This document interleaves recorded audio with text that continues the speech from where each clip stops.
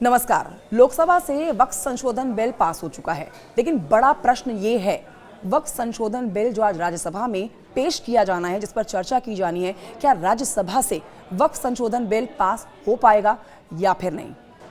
खबरों का बाजार गर्म है। सोर्सेस बता रहे हैं कि विपक्ष ने राज्यसभा से वक्फ संशोधन बिल को पास ना कराने के लिए एक रणनीति तैयार की है और पूरा विपक्षी दल एकजुट होकर राज्यसभा से किसी भी कीमत पर, किसी भी लिहाज पर लोकसभा से पास हो चुके वक्फ संशोधन बिल को आज राज्यसभा से पास नहीं होने देगा। इस पर विपक्ष की रणनीति क्या है, साथ ही विपक्ष की राय क्या है, इस पर विपक्षी दलों के नेता इस पर क्या कुछ कह रहे हैं, आइए आपको सुनाते हैं।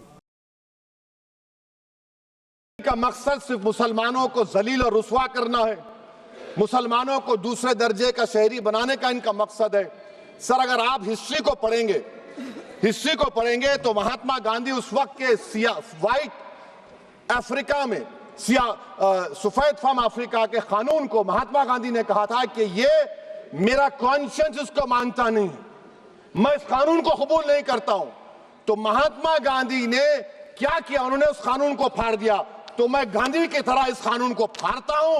ये अनकॉन्स्टिट्यूशनल है सर। इस देश में झगड़े पैदा करने का काम बीजेपी करना चाहती है मस्जिद और मंदिर के नाम पर, इसीलिए मैं इसका कंडेम करता हूं और मैं आपसे गुजारिश करता हूं कि मैंने अपने 10 अमेंडमेंट दी है, आप इसको कबूल करिए सर, मुझे बोलने का मौका दीजिए और उस पर डिवीजन का मैं डिमांड भी करूंगा। Thank you sir. अध्यक्ष जी, मैं अपनी बात को शुरू करने से पहले, क्योंकि राजकुमार भी इस बात को कह रहे थे, ये 2 अप्रैल का दिन विशेष है सर। मैं जेल में था सहारनपुर, 2 अप्रैल 2018 को आंदोलन हुआ, 13 नौजवानों ने शहीदगी दी सर। मैं उनको नमन करता हूं सर। और आज फिर 2 अप्रैल है, एक और शहीदगी की तैयारी लग रही। तो मैं उन क्रांतिकारियों को भी आज याद करता हूं जिन्होंने, मुस्लिम क्रांतिकारी जिन्होंने देश की आज़ादी में योगदान दिया। सर, अंदाजे जमाना कहता है कि मौजे हवा रुख बदलेंगी, अंगारों से गुलशन फूटेगा, शबनम से सरारे निकलेंगी। वक्फ संशोधन विधेयक 2024 संवैधानिक मूल्य एवं सांप्रदायिक सौहार्द के लिए गंभीर खतरा है। वक्फ संशोधन विधेयक 2024 संवैधानिक अधिकारों, विधिक सिद्धांतों और धार्मिक स्वतंत्रता पर गंभीर आघात है। विधेयक वक्फ प्रबंधन को कुशल और प्रभावी बनाने का दावा करता है, लेकिन इसके 44 संशोधन इन वादों को पूरा करने में असफल है। हमारा मानना है कि इस संशोधन से स्पष्टता, साक्ष्य और मूल कारण विश्लेषण का अभाव होगा। पूर्व संशोधनों का मूल्यांकन नहीं होगा, हितधारकों से परामर्श की पारदर्शिता नहीं होगी, मौलिक अधिकारों का उल्लंघन होगा। Article 13, article 14, article 25, article 26, article 50, article 300 सर्वोच्च न्यायालय के निर्णय, स्थापित कानून और इस्लामी सिद्धांत और संविधान की भावना का उल्लंघन होगा। असत्य वादे बनाम वास्तविक प्रभाव, विधेयक सुधार और सशक्तिकरण का दावा करता है, लेकिन वास्तव में धार्मिक संपत्तियों के पुनः वर्गीकरण जब्ती का प्रावधान संशोधन 39A, ऐतिहासिक मस्जिदों, कब्रिस्तानों को सरकारी संपत्ति घोषित करना, जिससे सांप्रदायिक तनाव पैदा हो सकता है। जिलाधिकारियों को अत्यधिक अधिकार प्राप्त करना संशोधन 4B। जिलाधिकारी सर सरकार के होते हैं, वो सरकार के हिसाब से काम होते हैं। यहाँ जितने MP बैठे हैं विपक्ष के, इनसे पूछ के देखो कि इनके जिले में क्या हाल है। इनका जिलाधिकारी सुनता नहीं सुनता, MP बैठे हैं, पूछ के देखो विपक्ष के, आपको पता लग जाएगा। सर, धार्मिक विशेषज्ञता या समुदाय की सलाह के बिना निर्णयों से संपत्ति विवाद और विश्वास की कमी उत्पन्न होगी। ट्रिब्यूनल की शक्ति कमजोर करना और मुस्लिम प्रतिनिधित्व हटाना संशोधन 10B।